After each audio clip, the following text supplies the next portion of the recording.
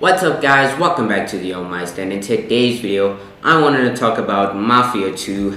Now, I did this last year with Mafia 1 Definitive Edition, and yeah, that video, it was awesome. Thank you guys for all the views, but I hope you guys had a happy New Year's. It was totally awesome with all the fireworks. Hopefully you guys had a good time, but anyways, let's get into the video. Starting off, with the graphics in Mafia 2. Now, when I started playing the game, the most important thing that I noticed was the graphics. Now, I was expecting them to do something like with Mafia 1 to give it the same treatment, but I don't know what happened. The graphics kind of looked the same besides a few texture differences. But yeah, it was really confusing. At first I thought maybe there was something wrong, maybe I wasn't playing the Definitive Edition. But yeah, that's actually how the game is. What you're seeing on the screen right now, the gameplay is actually what the game looks like, the Definitive Edition. And yeah, I'm not gonna lie, I was a little bit disappointed with the graphics. But it's not like they didn't do anything. They did add in, a few texture differences, made the textures a little bit different, but nothing too much. The game practically still looks the same, but yeah, they did add a few texture differences. You can see a little more detail in the characters' faces and all that, so I guess they did do something different with it. But yeah, I mean, the graphics, you get used to it over time, but that's not the main thing about the video. The main thing is about, how the game is and all that. Now, there are a few problems. Basically one problem that's with the game is the echoing when the character's talking. There is some echoing when you're in the car, and yeah, that's one of the main problems. You can't really hear them because when they're in the car and there's echoing. So that's one problem. Also, sometimes, I don't know how to explain it, but sometimes the voices would be overlapping each other, and then you would hear the music, like the music would be too loud, and then you can't hear the characters, and then the characters are repeating what they're saying, and it's overlapping. It's just really crazy stuff. But with that aside, the game is really good. I really liked it. It's an improvement from Mafia 1, originally. There are a few things they added with the police system and the tickets and all that. It's just pretty cool. And it does feel a lot more open world than Mafia 1. Mafia 1 would be mission after mission after mission, but with Mafia 2, it is a lot more open world. But yeah, it is a lot more open world, like with clothes stores. You can go get some food, some gun stores. Yeah, it is a lot more open world than that. And yeah, it's just really cool, with everything. Yeah, it is a lot more open world. The game is still okay, even though with the graphics and the echoing and all that. But now with the story, I have to say, the story is amazing. It's definitely better than Mafia 1. That's what I personally think.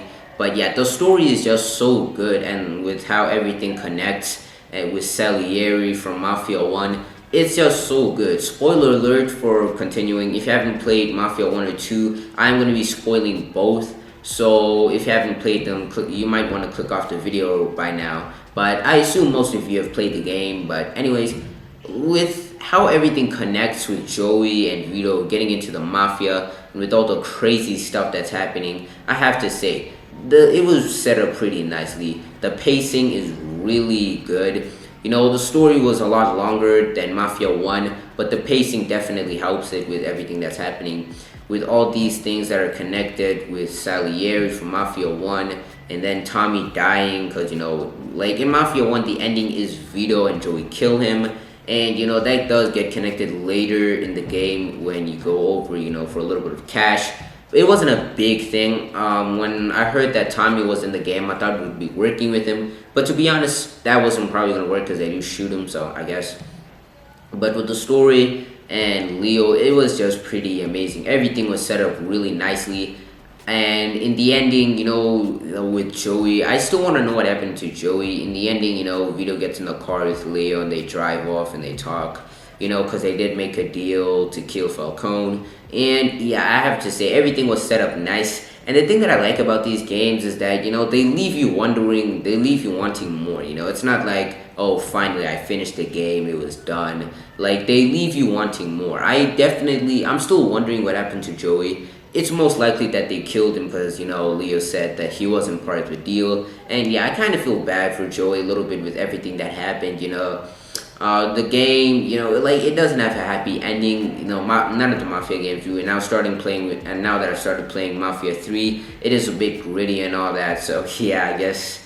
But anyways, the story, the writing is definitely good. And it's just pretty awesome with everything. Yeah, the writing, good pacing, amazing story, great ending. I still want to know what happened to Joey and Vito after. Maybe they're gonna do a DLC or something. Maybe not. We have gotten a few things on Mafia 4, so yeah, we don't know. I have started playing Mafia 3, and I'll talk about that in my next video. And yeah, Mafia 2 definitely, even though with the graphics aside, the game is definitely amazing with the car physics and how the car drives. And it was actually the first game, because when you start off, it's actually winter, and then when it's back to spring, or summer, the car starts driving differently, and they're actually the first people to do that in the game. Now with the gunfights, I have to say they really keep you immersed in the game, because when you're shooting, like with the bullets and everything breaking, there's a lot of breakable objects. Like the clips that you're watching right now when they're shooting, dude, I have to say they really immerse you into it. And it's just these little things like objects breaking around you, like the wood breaking and all that. It's just these little things that really immerse you into the game, because not all games do this, like GTA 5. Just they're not competing. Take-Two is not competing with Rockstar. They're kind of like in the same place, but they're not like, they're just amazing, with the immersion and all that. Not every game does this with breakable objects. GTA 5 doesn't do this, but GTA 4 does, and Red Dead Redemption 2 does this as well. But this game from 2010, like, it really immerses you with these little details like glass breaking, walls breaking around you, and it's just so immersive. But yeah, that's what I wanted to talk about. The game's definitely pretty good and it's immersive. I hope you guys enjoyed the video. I'm definitely going to talk about Mafia 3.